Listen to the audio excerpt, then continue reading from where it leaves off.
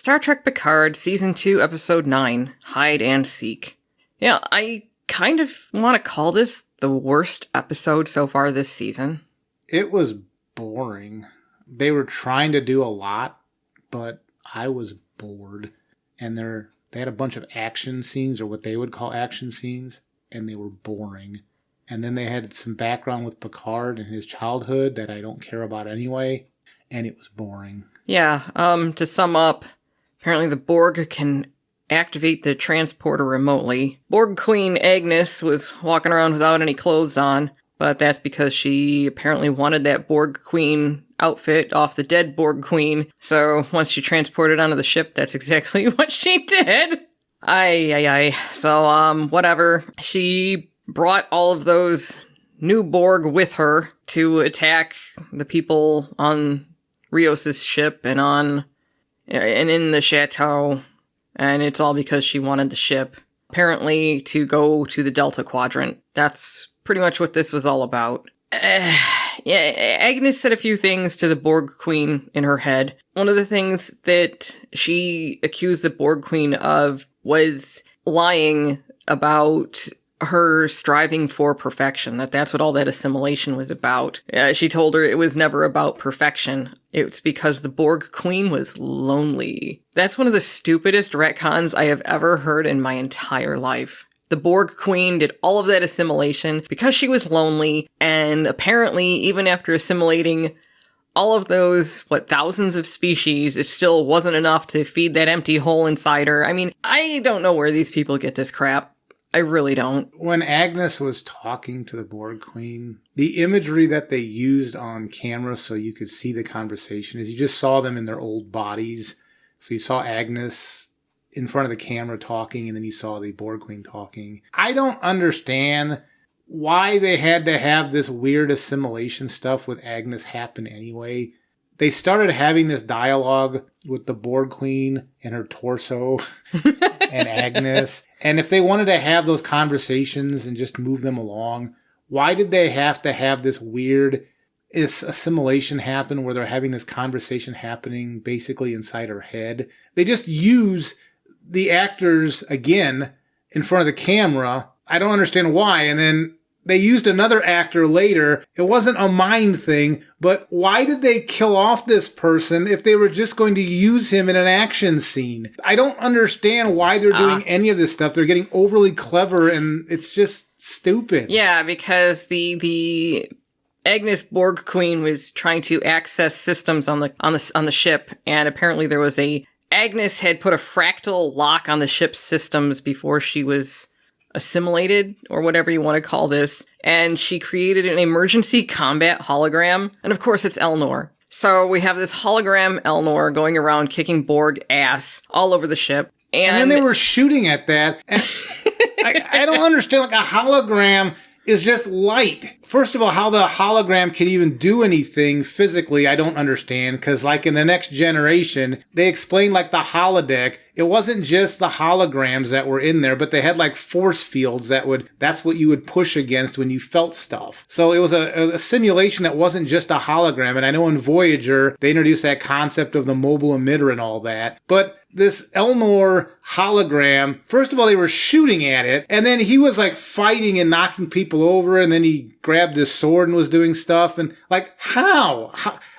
How? And if indeed the hologram was like the TNG holodecks and it was using force fields to do the damage, why not just bypass using the hologram to do the damage and just use the force fields themselves to do the damage to whatever was happening? Yeah, why not just set up some sort of irradiation of the ship, but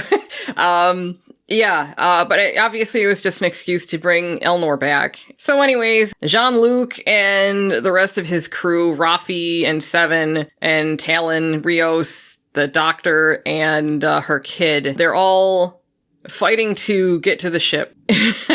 So Seven and Rafi eventually get to the ship.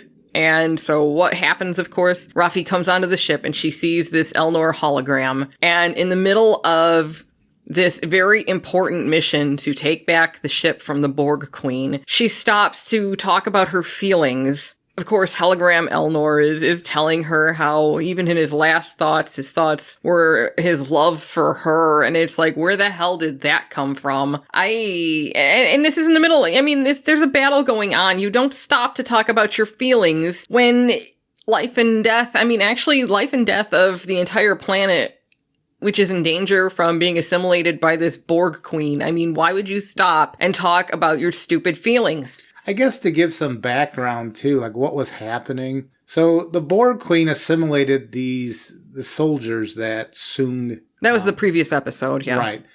And so the way it was filmed, because this was at night, because apparently at the chateau it's only ever nighttime for some reason. It was like a zombie film where you had like these corpses that were like walking forward, but they had these guns with these green sights. Which, I understand the Borg used to have those little, like, I don't know, laser sensors on them. We'll call them headlights. Yeah. But, like, it was like playing a video game where watch out for the green lights coming in because they were in, like, the chateau. And outside, you would see, like, these green lights coming in. Yeah. And the first thing I was thinking was, well, now you know exactly where these Borg things are because they seem to just show these light. Like, it was so easy to figure out where these creatures were coming from. Mm-hmm. And speaking of creatures, I noticed that in that battle scene that, like, Seven said something like, these aren't humans, these are Borg or something like that. She said, those aren't people, they're Borg. And I'm like, but you were too. It's like you're stripping humanity away from these people the same way that your humanity was stripped away when you were assimilated. And now you're basically telling, no, these aren't people. These are just Borg. And she didn't say it exactly like this, but the impression was these aren't people anymore. They're Borg and they will try to kill you and don't show any compassion or anything like that. Why would Seven say that? She herself was assimilated. Well, yeah, because Picard was assimilated. What if Seven had been treated the exact way that she was treating those Borg? She wouldn't be alive. Well, and plus she said related to that, Rafi asked her something like, she's like, well, you would have made a good Starfleet captain. How come you didn't join Starfleet? And she said something, Seven said something like, she tried. I tried to, but Starfleet wouldn't take somebody who was assimilated. And I'm like, really? Because I'm pretty sure Picard was assimilated and they let him continue. Locutus comes to mind. Yeah, so, again, that was just more bullshit. And then there was that scene where she and Rafi killed that Borg soldier with that knife. And I think she had to have that line, those aren't people, they're Borg, earlier in the episode in order to get away with killing that guy like that. I mean, it was appalling. So, last episode I mentioned when the Ag Borg attacked Rafi, and Rafi seemed like she was just some sort of noob. She didn't use any hand-to-hand combat skills. She just stood there and just let her choke her. Didn't even try to punch or anything. Well, now in this scene, oh my gosh, she's like some high-level UFC fighter. She's punching and she's grappling and somehow she's gained all these mixed martial arts skills. But in the last episode, she just stood there and let Agbord pick her up by the neck and didn't do anything about it. Yeah, so she has skills when it's convenient to the story. Yeah. It's so stupid. So speaking of convenient to the story, Rios and Dr. Teresa and her kid, whatever the kid's name is, I don't even know. They're in a firefight with the Borg soldiers. And I guess Rios was... I had to back up the video and rewatch this because I was like, why is he standing up while they're firing at him? Why isn't he doing the low crawl to get the hell out of there and not get shot? And then when I backed it up and rewatched it, I saw, oh, he's using his body to shield Dr. Teresa and her kid. And it's like, there must have been a better decision that he could have made. Because he got shot, of course. I mean, it was just in the arm. But still, it was enough that I was just like, why? That just this seems dumb. He had to get shot so that he would have to leave the field of battle with the doctor and her kid. That's the only reason he did that. Yep, so Talon sent Rios, the doctor, and the kid using her transporter to her house or her apartment or whatever that is. Then Jean-Luc made sure that Rios couldn't get back because he was injured. Rios was injured, and Picard didn't want him back there at the fight. I mean, it was ridiculous. Any sense. Well, I mean, there's a story reason, and I'll get to that in a minute. Meanwhile, Rios and the doctor and the kid are all trapped at Talon's house. There's romance crap going on. Well, it was funny because when they first came through that transporter or whatever the hell that thing was that she has, Rios, was telling the doctor, oh, the kid might be dealing with shock. Why don't you get a blanket on him or something? He's talking to a doctor and he's telling the doctor what to do. Yeah, exactly. So anyway, John Luke in the middle of all this has a flashback to when he was a little kid, and it's very apparent that his mother was seriously mentally ill. I don't know, she wanted to play hide and seek with him, But what sort of mentally ill? They just made her sound like she just kind of walked around and just did... I don't know what her mental illness was. It wasn't depression.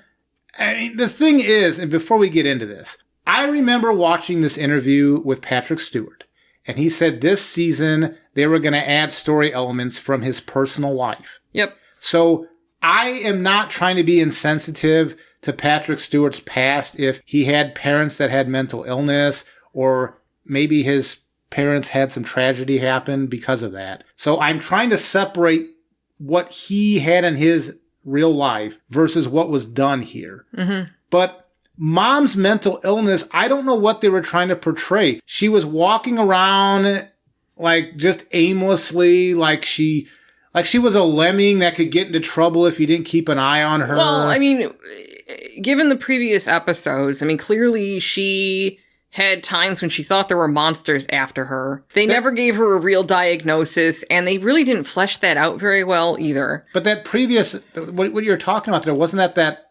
Jane Patrol episode where it was all in his mind anyway? That was all in his head. So we don't know how accurate those statements were anyway. Yeah. But what he was showing in this episode, in his flashbacks, I don't know what Mom's mental illness was. She just kind of aimlessly walked around and just seemed kind of out of it. Yeah. That's not a mental illness. Yep. Yeah, so at this point, back to the present time, at least in the show, Dr. Sung shows up, and he is there to get rid of Picard because he wants his good-for-him future. He's talking some weird shit about the rogue variable and some other weird, I guess, supposed to be science-y kind of banter, and it just came across as pretentious. It didn't seem like what somebody who was a scientist or a doctor would say. It seemed like what some non-sciencey person would imagine a scientist would say. It struck a bad note with me. Well, this guy didn't even come across as a scientist. No. Because he was essentially just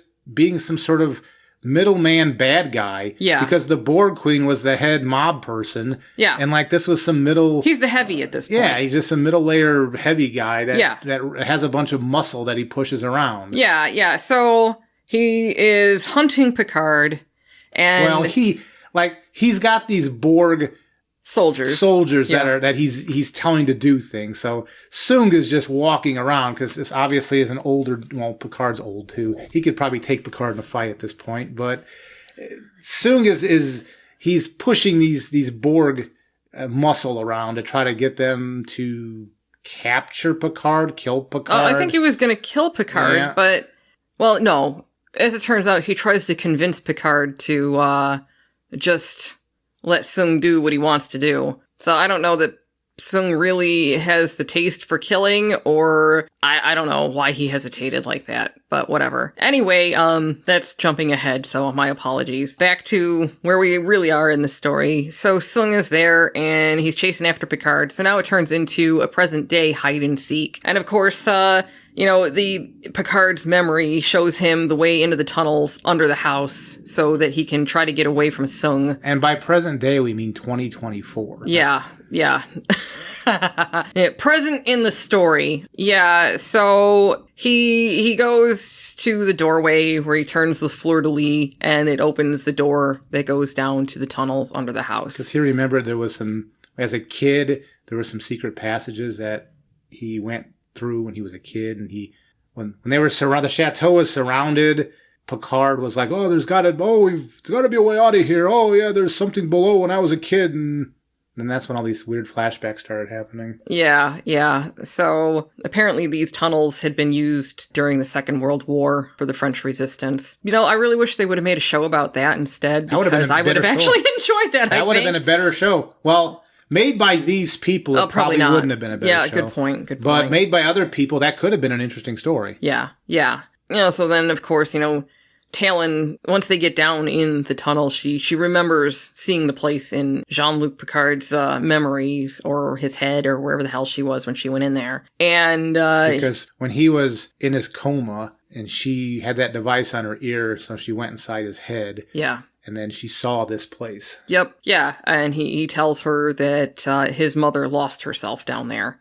As we go through the tunnels, he remembers more and more about what happened. While they're going through the tunnels, Jean-Luc Picard is telling Talon about some of the weird shit his mom used to say about stars, and the light that you see is actually just a faded echo, and how he should remember her as the bright, shiny star, not some faded echo. And it's like, whatever. Well, as it turns out, we saw in the previous episode, one of the previous episodes, how he was down in the tunnels playing hide and seek with his mother, and his foot got stuck in some rotted wood, and his dad finally found him down there and then locked Mom in her room. We hear the rest of that story now, that apparently after Dad went to bed, Jean-Luc took the key to the room, let his mother out, and then she went and killed herself. And apparently that's the memory he's been suppressing this whole time, that he didn't want to remember. That never would have been exposed when he was being assimilated, never would have been exposed when he was being interrogated by the Cardassian, the Four Lights. None of that would have been exposed. Or what about any kind of point in time when he was applying to Starfleet Academy, or any kind of psychological... Yeah, the psych test for the Starfleet Academy. Yeah. And he even said, and they were trying to tie this in to that first season TNG episode, I think it's where No Man Has Gone Before, where he saw that vision of his mom, and Picard said something like, I would imagine her just being as an old woman, serving tea or something. They were trying to retrofit what they just presented to us. Yep. And see how it fits in that Next Generation episode. Like everything else they do was ham-fisted. It made no sense. It offended me they even tried to do that, but this whole series offends me now, so What difference does it make? Well, plus it's like, where is his brother this whole time? Yeah. Nowhere in these memories is his brother. So they took great effort to realize in that TNG episode that his mom appeared to him in that place where your dreams came true. Yep. They made sure to tie that to that, but where the hell is his brother Robert? Where is he? We know he has one because after he got assimilated, he went back to the chateau where his brother was. Yeah. To recover. Yep. So as a kid, where was his brother in this whole situation with his mom? Yeah. I mean, I don't know. Maybe that was a stepbrother later. I don't know. I mean, it just doesn't seem like it ties in. This is yet another reason why this can't be part of the continuity of the Next Generation. There's stuff that just doesn't line up. And again, I appreciate Patrick Stewart said he was going to talk about in this season about stuff that happened to him in his past. But the way this was done did not line up with Jean-Luc Picard. I don't know. Patrick Stewart, I appreciate where he was coming from with adding his own family trauma to this, but this was not the way to do it. No, yeah, because I don't remember them ever talking about a stepmother. Yeah. Or Robert being his half-brother. Well, I'm just trying to figure out why wouldn't they even mention his brother or anything? Or why wouldn't Mom say, you and Robert? Yeah. Why wouldn't they have said anything about that? Yeah. So, that just, again, suspension of disbelief is nope, can't buy this because you're missing half the story here. Where is his sibling? I guess they didn't like him. I guess. He was locked in another room somewhere else, I guess. He probably had all sorts of mental issues. And see, that's the thing, too, is I said this in the Jane Patrol episode. I did not like the way they were dealing with mental illness. And this episode, I can say again, I did not like what was her mental illness. What was it? Apparently she was suicidal. Was she on any sort of treatment? Did she get off the treatment for a reason? Maybe she was on some sort of medication and she got off it because she didn't like the way... That could have been an interesting story. She got off the medication and then she was getting delusional or whatever. They didn't cover what her mental illness was. Well, it was from a child's point of view. Yeah, but in the flashbacks, all it seemed like she was just randomly walking around and behaving weirdly. Behaving weirdly isn't a mental illness. No. Yeah, I'm really sick of them using mental illness as a plot device like this because it's everything. It really demeans real mental illness and the struggle that goes along with that. It's like what these people do with Discovery, with Tilly and her autism, and the way they handle race in these Discovery and not so much Picard, but Discovery. Well, actually, no, Picard too. The way they handled Raffi in the first season. Yeah. They make these racial stereotypes that are cringy in both Discovery and Picard. That was something to be ashamed of. And now the way they're handling mental illness. Yes, I know this was tied to some event in Patrick Stewart's real life, but the way they did it in this story was offensive to me. It was offensive like it was 2 episodes ago in Jane Patrol. They should be ashamed of what they did here. I'm sorry that Patrick Stewart has some trauma in his past he's trying to work out through this episode. This was not the way to do that. This was not the way to do it at all. It was disrespectful for people with mental illnesses. Yep. The writers, not Patrick Stewart, the writers who wrote this, the way they did it, it was disrespectful for people with mental illness. Well, I think the thing is, I think these writers don't have any kind of real understanding of the subject matter, and they don't feel the need to do research either. So they just write the stereotype that they know. And there you go. And I'm fed up with this. I mean, I'm surprised they didn't use the word crazy. I don't think they did. But, yeah, my mom was crazy. Because that's the sort of insensitive way they presented this. Yeah. Was if somebody was just used it. Yeah, my mom was crazy. Well, no, okay. I think crazy is on the list of verboten words for that group. Yeah, well, that part offends me too, but the way they presented it, they might as well have just said she was crazy and used that offensive word. Yeah. So that was terrible. So in the solarium, that greenhouse thing with all the glass windows and everything, that's where, in present time in the episode, Sung catches up with Jean-Luc Picard and Talon. It looks like all is lost, that Sung is going to shoot and kill them both. And that is when, back in Talon's apartment, or whatever dwelling she lives in, that Rios finally managed to get the transporter back online. And of course, at that split second, that's when he transports right there with Jean-Luc, and he manages to take out the 2 Borg guards that were with Sung, even when it looks like all might be lost again, because Sung has a gun in his hand and he's aiming at all 3 now. Then it turns out it is a DNA-activated gun, and if you hold on to it for too long with the wrong DNA gun goes boom, and that's exactly what it did. And I believe that was Rios's weapon when he appeared. I think it got knocked loose as he was hand-to-hand fighting, and Sung picked it up. I don't know what sort of weapon this was, but I remember in the original series, this is many, in the timeline, this would be many, many years before Picard being 94 now. Yep. When they had a phaser on Overload, they would have to, get rid of that weapon, because that thing could take out a large area when it was on Overload. Yep. Yet this weapon, when he threw it up in the air, because it was overloading, it was like a firecracker went off, like a itty-bitty firecracker. Yeah. And I'm like, shouldn't that weapon be far more powerful than Kirk's day? It was a big deal. It was mentioned that could really do some major damage. Well, it must be some sort of future safety feature that it only blows up a little bit. Yeah, okay. But, I mean, the thing that really struck me about that whole scene was the fact that Rios warned him that was a DNA-activated gun, that if he held onto it for too long, it was going to blow up. Why didn't he just keep his damn mouth shut and let Sung blow himself up? Because that would have solved their problem. Well, even that concept, and I realize it's a generic concept, but remember that scene from The Expanse when Bobby was with Avasarala and they were on that shuttle and she had to escape to try to get to her power suit? And she was in the hallway fighting those guys, those security guards. Yeah, I believe, wasn't that Mao's? Yeah, it was Mao's shuttle. Yeah, it was Mao's ship. Was it out of bullets? Maybe I'm misremembering. No. Bobby picked up the weapon and she's like, she wasn't going to be able to use it. Yep. And they even had that in the first season, I seem to remember, when the Donager was nearly destroyed, and they were trying to escape the ship. And then one of those unknown soldiers were there, and Holden took his gun as he was laying down, and he tried to use that weapon as well, and it's like, it was locked. Yeah. And I realize that's not specific to The Expanse, but they've borrowed from so much, including they've stolen from The Expanse before, at least aesthetically speaking. Then this concept, and when they did that, I just kind of rolled my eyes and said, okay, but fine, that's a generic concept. I'm not going to hold it against them.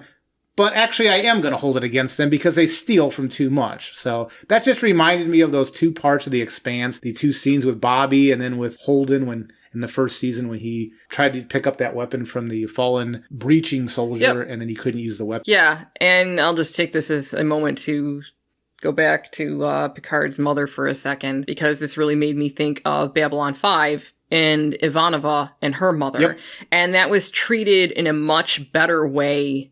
I mean, what was it? The early 90s. Yep, because her mother developed mental illness because the story was that in Babylon 5, if you're a telepath and you're on Earth, you have to get registered, and then you have to get pulled into this organization called Psycor. And her mom didn't want to do that. So they gave her heavy drugs to suppress her telepathic abilities. Just her mother being with the drugs and getting depressed, it got more and more to the point where she couldn't handle it anymore, and she ended up committing suicide. Yep. And that made a lot more sense than what I just watched last night. So Sung takes the now overloading weapon, he chucks it in the air, it explodes, and while that's happening, he runs away. Exploding again, it just popped a little bit. Yeah. It was like a little firecracker went off. Yeah, so he got away. And meanwhile, on the ship, Seven and Rafi and Hollow Elnor are dealing with Agnes Borg Queen. Oh my god, oh my god. They used feelings to fix the day. So Seven managed to get rid of all the Borg Queen's little army that she brought with her. She beamed them inside the walls, inside the tunnels under the chateau. So that was interesting. I mean, it kind of made me laugh because I'm like, oh my god, she's like totally beaming those guys into the wall, and you can see them like half in the wall, half out, which kind of reminded me of this one episode of the Venture Brothers where Rusty Venture accidentally beamed parts of himself all over the place trying to work on some transporter. So, I mean, but it was just, that made me laugh. I actually enjoyed that, but for all the wrong reasons. It was kind of weird. I mean, I granted it was a dark scene, but when they were transported into the walls, and the walls kind of had this brick stone look to them. Yeah. Then when they got beamed in, like, it looked like their skin was like they that also same were texture. all like, yeah. It was just weird. Yeah, so, oh my god, that was so bad that it was good. Well, the lighting was bad, so you could argue, well, that wasn't really the stone texture. That was just the bad lighting. Well, everything is so gray these days, you can barely see anyway. But it looked to me like it had the same texture as that stone wall. These people you saw parts of them being outside the wall. Yeah. It looked like they were the same texture as the stone wall. Yeah, and maybe that was a screw up with the CGI. I don't know. But yeah, that was hilarious. I actually enjoyed that part. So once that was completed, then they have the boss, the Borg Queen to deal with. So eventually, the three of them, Seven, Rafi, and Hollow Elnor, they actually beat the Borg Queen, and they've got her down on the ground, and then they're just letting her lay there. So the Borg Queen uses her tentacles, and she winds up injuring Seven very severely. She uses them like a whip. I mean, she takes Hollow Elnor out, she's like, whoosh, whoosh, whoosh, whoosh. Like she's some sort of, again, like Rafi. Like Rafi had no hand-to-hand skills before, and then in this episode, she was like a UFC champion or something. And now the Borg Queen, these tentacle things, she can just whip them around whichever way she wants and take out people. It's not a big deal. Well, it's weird because hardly an inconvenience. The way it looked, it reminded me of, oh god, and I can't remember this character's name, but from Spider-Man.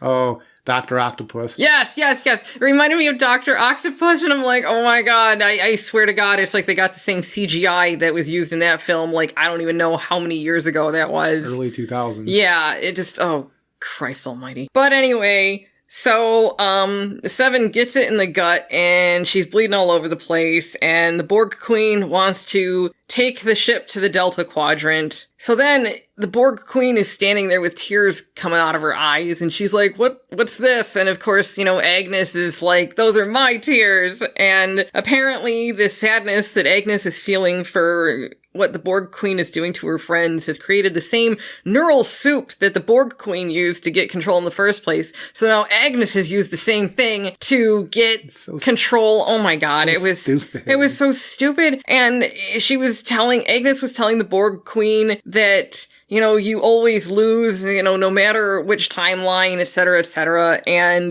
that all of this is because the Borg Queen longs for connection. So then she goes into this speech about how they can build a better Borg and they can embrace the differences of all these different species and give people second chances. So if people want to join the collective, they can. And they're going to use their Borg skills or talents or whatever the hell, powers for good instead of evil. Like they're going to build an entire collective of Sevens because of how Seven used her Borg half to help humanity. And it was one of the stupidest things I have ever seen in my life. And they have just destroyed the Borg as far as what they used to be as an antagonist in Star Trek. They were destroyed a long time ago. I know, but this really was the last nail in the coffin. One of the things that made them so scary was the total lack of empathy, the inability to reason with them. Like, they were single-minded, and there was nothing you could do. Well, I would argue the Borg were ruined for me when they introduced the concept of the Queen. Yes, I would agree with that. Because in the next generation, at least the early next generation, they were scarier when they had there was no hierarchy, there was no structure. They were just this large, flat collective that no matter how much you damaged it, every piece was redundant. Yeah. That was like the whole point of the cubes, that you had to destroy like 80% of the cube in order to take it out. Yep. And that was scary. I mean, that was a really scary idea of these flat structured people. There's no command structure, no hierarchy. That's completely alien to how we do things. Yeah. And that was extremely scary. And then they started introducing this Queen. I'm trying to remember when the Queen was introduced. I thought it was in Voyager. Well, I'm trying to remember if Voyager came first or if it was the First Contact. I think that was First Contact when the Borg were introduced. And I think that's when the Queen was introduced. And then Voyager continued along the lines. Yes, I don't remember which came first. So for me, that's when it was ruined, is when they introduced the Queen. But at least when they had the Queen in Voyager, they did some interesting things with that concept. This was just stupid. Yeah. Because, the Borg, one of their qualities was that they were kind of like zombies. And by introducing the Queen in the first place, you took and watered that down. It made it more like vampires. Like, if you kill the head vampire, then, everybody else is free kind of bullshit. But now, like, the head vampire, she's just building this collective because she's lonely. I don't know if I agree that they were zombies. The entities that were the collective, they seemed like they were functioning things of a larger hive mind. Right. And by a hive mind, I don't mean including that with a bee and a queen bee and all that. Well, as far as their directional motivation and the fact that they had no free will, no thought processes to change that. There was no individual concept. It was everything was always for the collective. It was not for individuals. Yeah. So, that was a higher concept than what a zombie would have. Because a zombie is just, they want to go around and eat.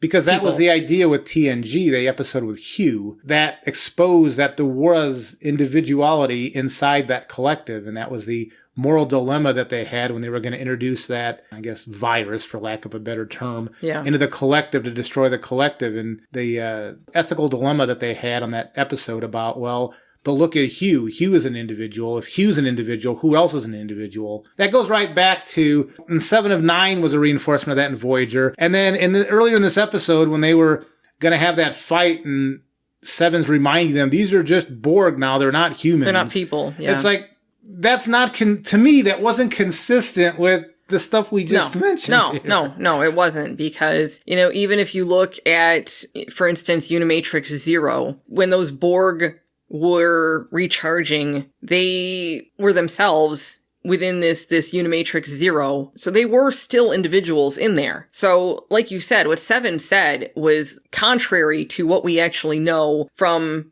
past experience with the Borg. I mean, again, it comes down to, 25% different or whatever. But this was not, it was not good. So at the beginning of this season, when they were all magically moved to 2024, and Seven noticed that her Borg pieces were gone. And I don't think they ever explained why that was.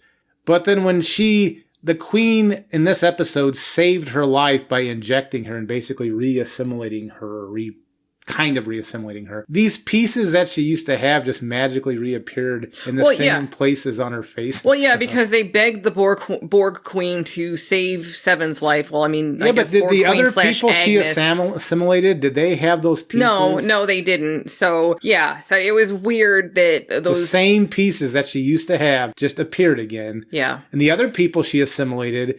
I mean, maybe she didn't eat enough car batteries, and so she didn't do it right this time. I didn't see her eating any car batteries or any batteries at all, by the way. So within their own continuity, I don't understand, because I thought you had to eat batteries to do that.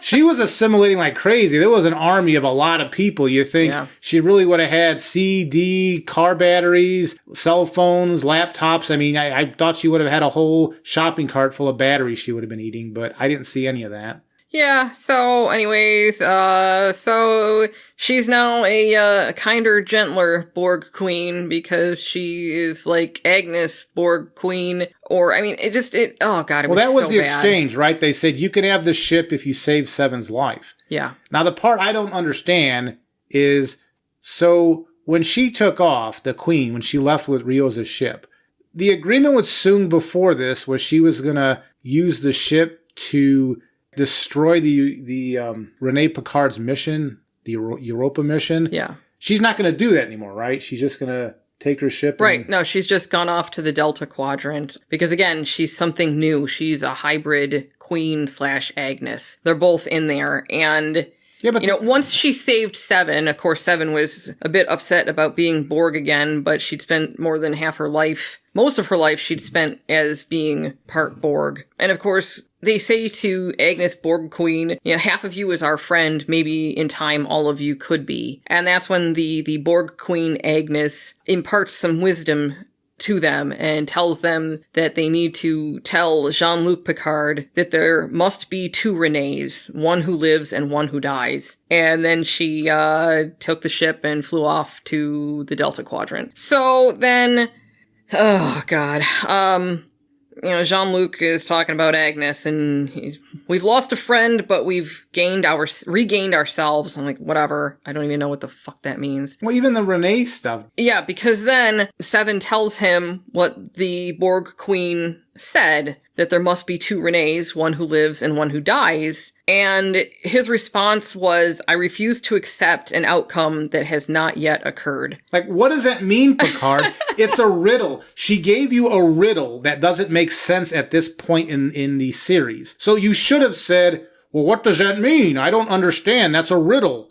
No, he had a non sequitur about, well, the Borg Queen's not going to tell us what to do. Tell you to do what? What does that mean? It's still a riddle at this point. Yeah. It's horrible writing. Yeah. So, I mean, that could mean a lot of things. Well, I can interpret it a few ways, but we definitively don't know what the answer is. No. Yeah, so anyways, it's hilarious because Rios watches as his uncloaked ship streaks across the sky.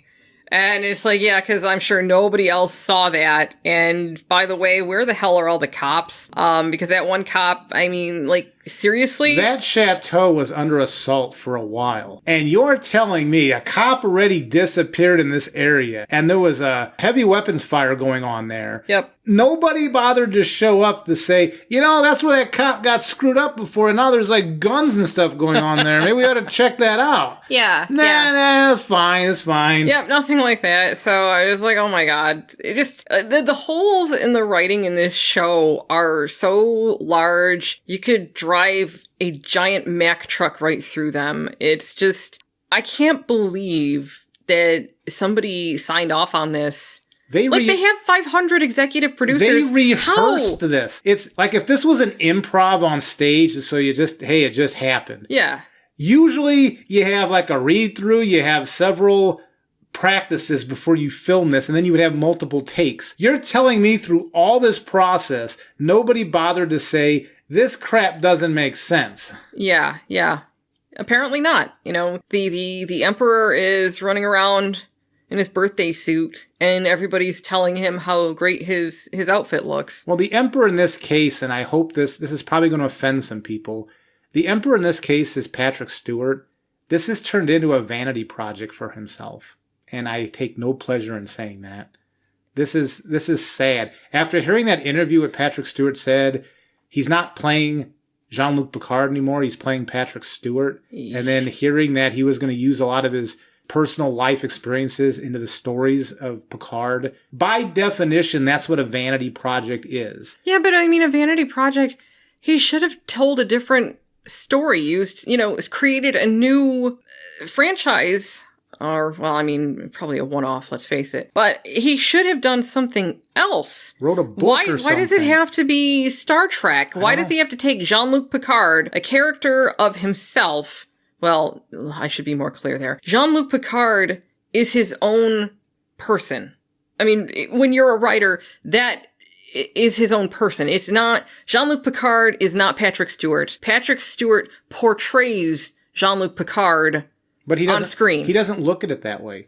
Remember when he got hired on to do this series, when they first announced it, and Patrick Stewart said the only reason he signed up was so that he wasn't going to play the same Jean-Luc Picard that he did in The Next Generation. Yeah. And he's not playing the same Jean-Luc Picard. In fact, I don't think he's playing Jean-Luc Picard at all. I think he's just playing Patrick Stewart. Yep. I think his ego has risen to a point where, I mean, say what you will about William Shatner, and I know William Shatner does have a huge ego, but when he plays Captain Kirk, he plays Captain Kirk. Well, he knows the difference between Captain Kirk and himself. Mm-hmm.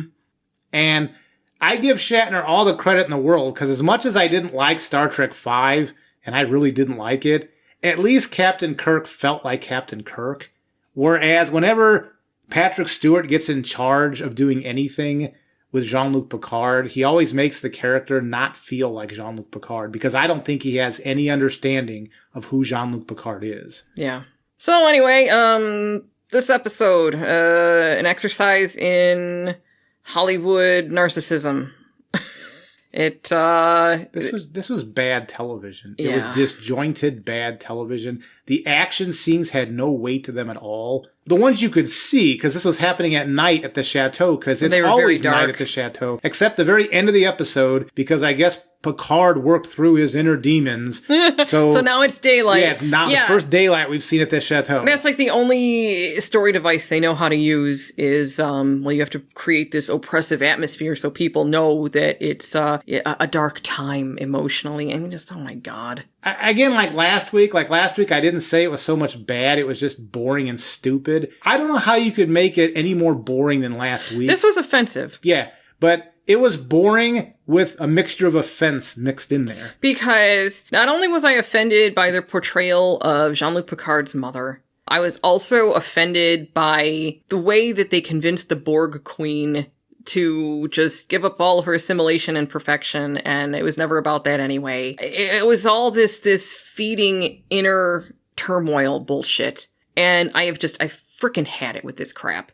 This story is stupid. If this story continues into season 3 of this, because they film these back to back, if they don't resolve this... Well, it's going to have to, because they're not going to be able to resolve all this in one more episode. The season 3 is a dead man walking. Oh yeah, big time. Because this season 2, this is some of the worst television. I mean, previously, Star Trek Discovery was the worst television series made in the 21st century.